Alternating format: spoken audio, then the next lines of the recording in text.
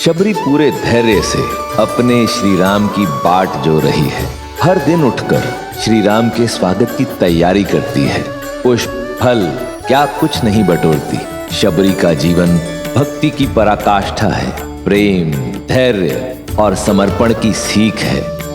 मन राम नाम सुखदाई।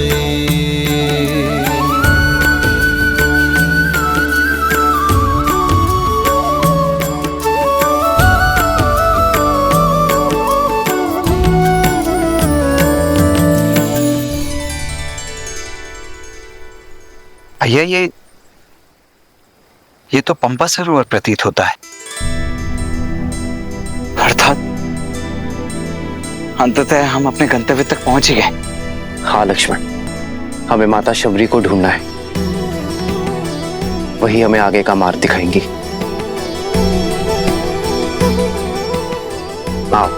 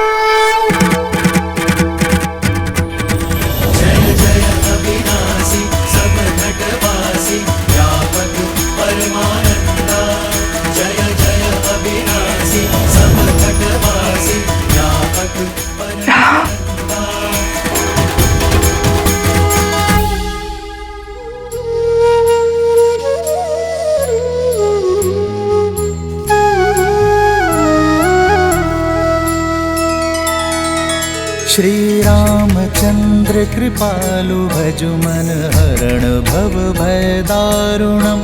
नव कंज लोचन कंज मुख कर कंज पद कंजारुणम।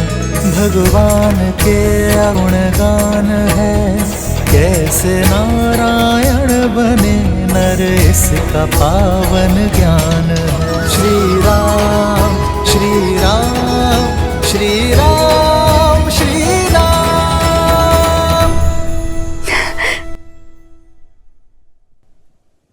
आज ऋषि मतंग की वाणी सत्य हो गई।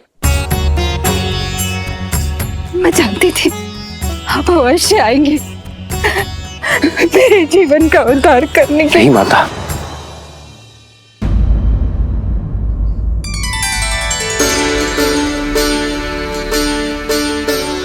आप मेरे लिए माता समान हैं और मां पुत्रों के पग नहीं छूती, वो उन्हें आशीष देती है। माता, आपने मुझे माता कहा। जो बरसों अपने पुत्र की प्रतीक्षा करे,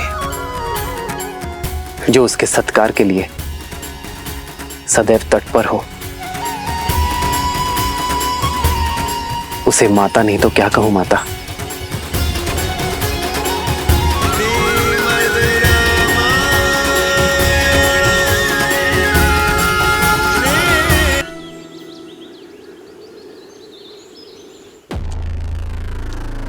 सर्वश्रेष्ठ श्रृंगार चाहिए मुझे, शीघ्र अतिशीघ्र।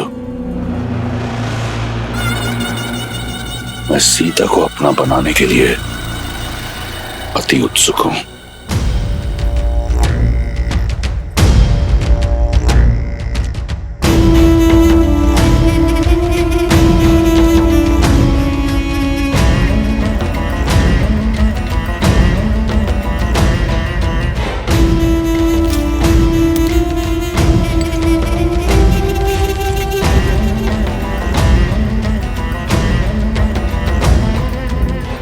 ये श्रेष्ठ पोशाक है लंकेश, आपके जीवन के सबसे श्रेष्ठ पल के लिए।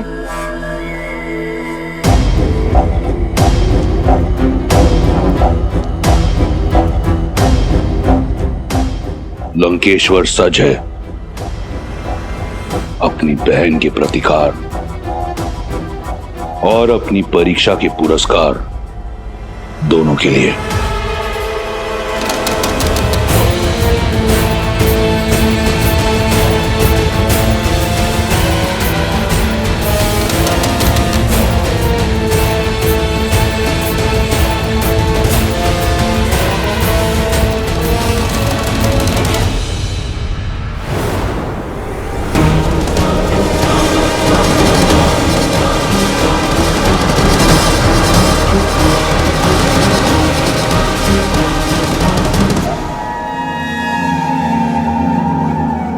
वयम राक्षसम त्रिजटा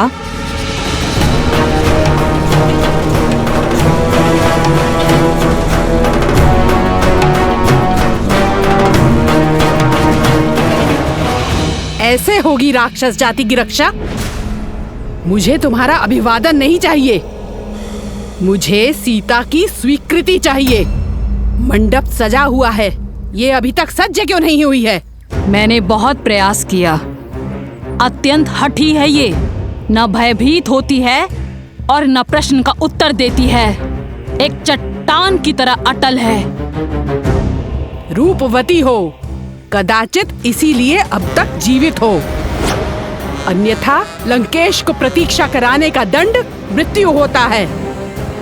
चलो सज्ज हो जाओ। एक पतिव्रता केवल अपने पति के नाम के वस्त्र पहनती है। मेरा श्रृंगार, मेरा आभूषण, मेरे राम का प्रेम है। स्वर्ण लंका की महारानी बनने का स्वर्णिम अवसर मिल रहा है, मूर्ख।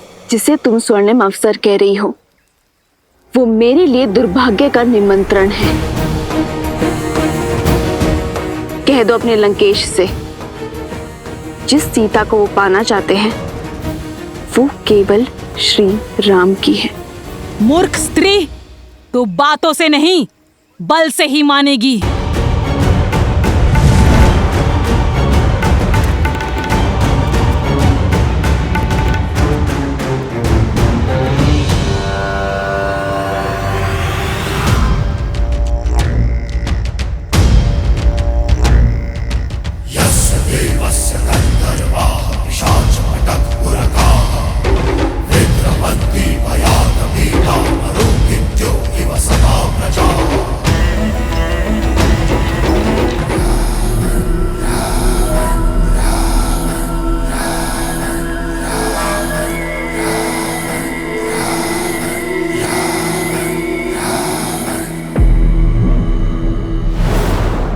कहाँ है मेरी वधू?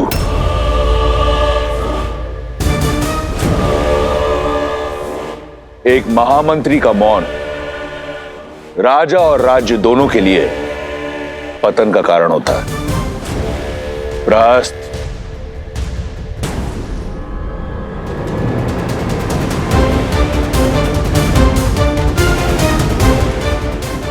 प्रहस्त, मेरे प्रतिशोध का पारितोष सीता कहाँ है? जी वो आती ही होगी भैया। त्रिजटा और एक जटा को मैंने भेजा है उसे लेने के लिए। महाराज, महाराज, महाराज, महाराज, महाराज, महाराज, महाराज, देखिए महाराज, देखिए क्या हुआ।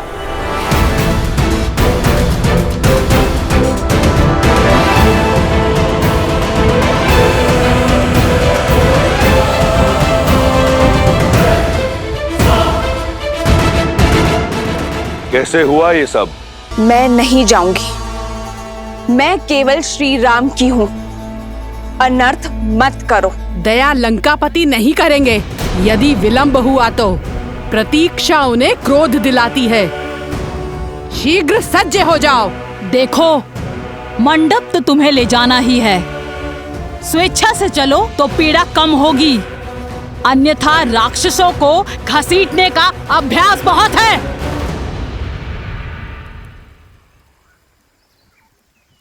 श्री राम, श्री राम। त्रिजटा, इसका दंभ तोड़ने में मेरी सहायता करो। श्री राम, श्री राम, श्री राम, श्री राम, श्री राम, श्री राम।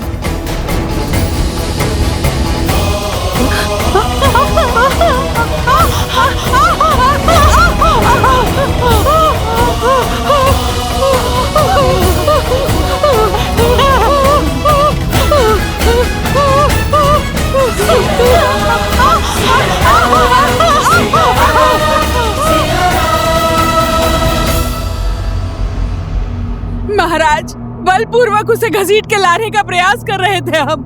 उसके स्पर्श मात्र से ही हमारे हाथ। एक क्षण।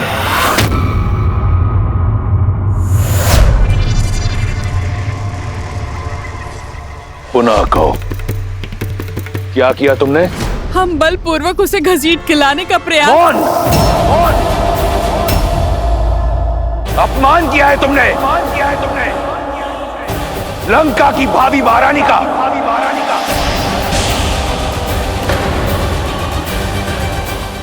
स्मरण रहे, मेरा विवाह होना है उससे।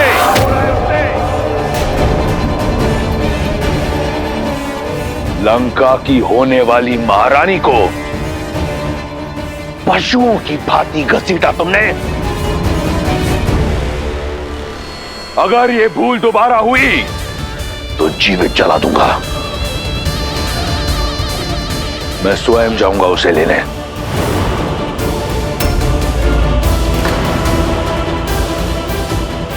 ये एक वर का कर्तव्य भी है और धर्म भी। सावधान लंकेश। बुद्धिमान व्यक्ति संकटों को पहचान कर भविष्य का निर्णय लेता है। एक पतिव्रता स्त्री की पवित्रता को मत ललकारिए।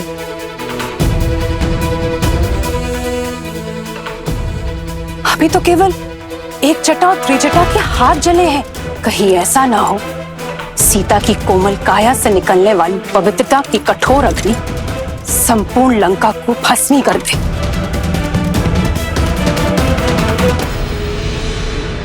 अभी भी समय है, सीता लौटा दीजिए राम को। भैया, मंदोदरी भाभी उचित कह रही। हमें श्री राम को उनकी सीता। मौन!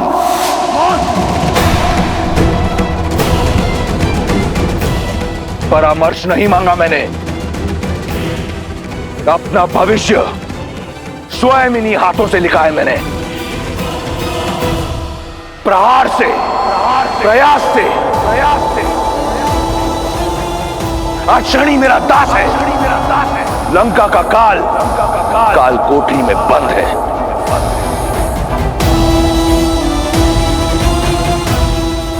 और अपनी भाग्य रेखा में मैं सीता को स्वयं लिख चुका हूं।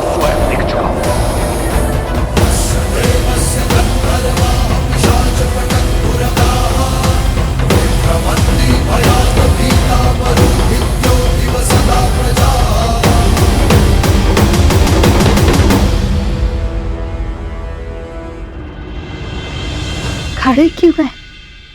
थक कर आए होंगे ना। चलिए अंदर आकर मेरी कुटिया में विश्राम कीजिए। मेरी प्रतीक्षा का अंधकार आपके आगमन के दीपक से मिट जाएगा। आइए। अवश्य माता। आओ लक्ष्मी।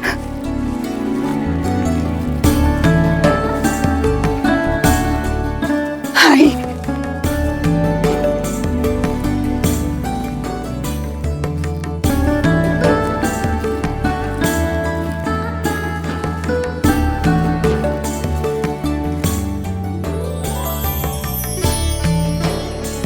ऐसी रंगोली मैंने आज तक नहीं देखी माता। इसमें आपकी भक्ति का ही तो रंग है राम। आइए आइए बैठिए।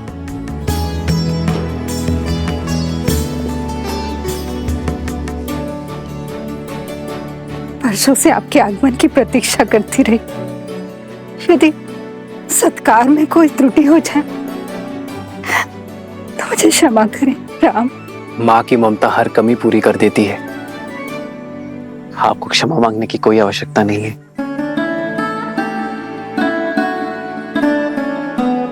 आप दोनों थक गए होंगे ना, और भूख भी लगी होगी ना।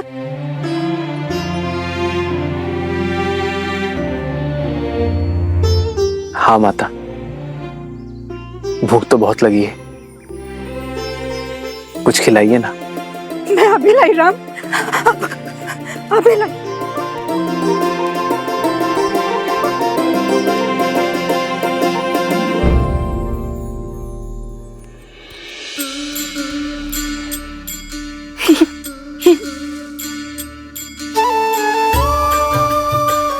ये खाइए राम, मैंने स्वयं एक एक पेड़ चक्कर देखा है और ये बहुत मीठे हैं।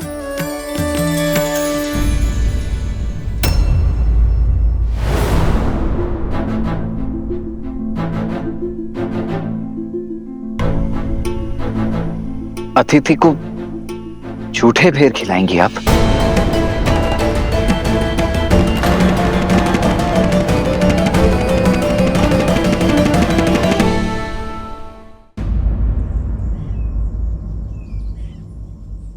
वो सारे बेर मीठे नहीं होते ना, इसलिए स्वयं सारे बेर चक्कर देख रही हूँ कि जो भी मीठे होंगे वही प्रभु राम को अर्पित करूंगी।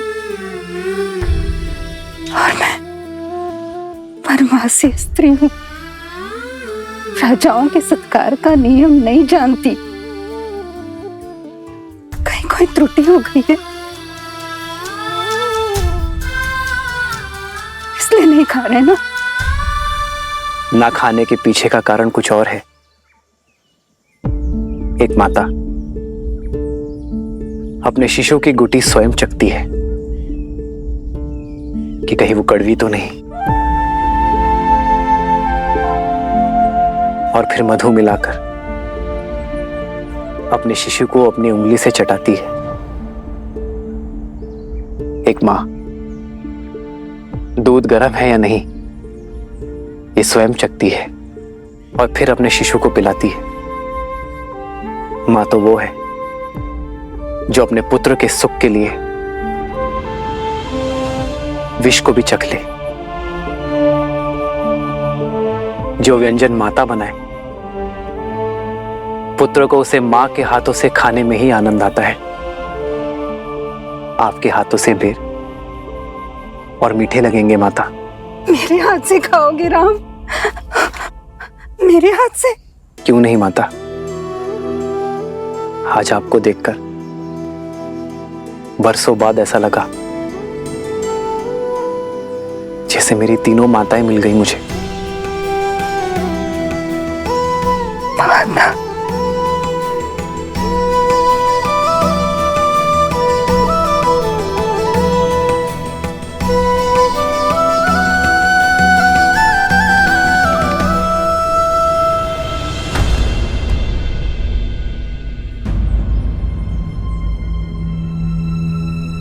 क्या हुआ माता, आप रुक क्यों गई?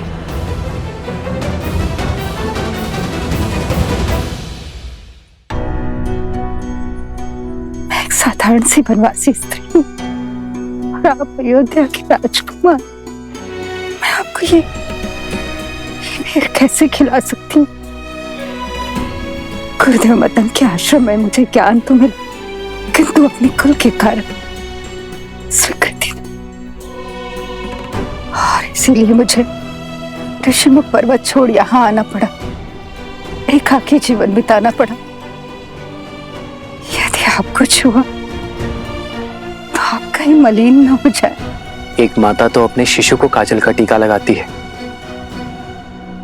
लोगों की मलिन दृष्टि से बचाने के लिए। भला उस माता के छूने से पुत्र मलिन कैसे होगा? प्रेम तो पारस है जो मलिन को भी पवित्र बना दे। फिर यह महत्वपूर्ण नहीं कि कौन किस रूप में, किस घर में, किस कुल में जन्मा है। महत्व तो कर्मों का है माता। तो अपने ही पुत्र को अपने हाथों से खिलाने में कैसी झिझक माता। खिलाइए ना।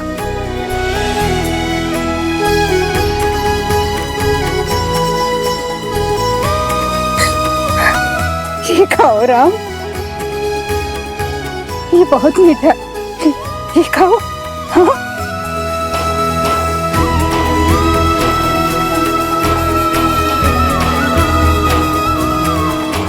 सच में माता, ये तो अमृत सा मीठा है।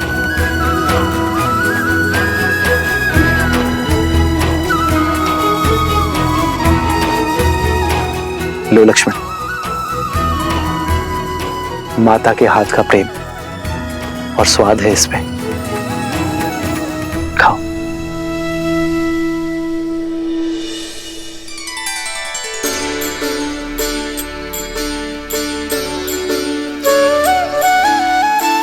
वही रघुवर की बन के मैया, वही रघुवर की बन के मैया, चख चख बेर खबाई, चख चख बेर खबाई। भज मन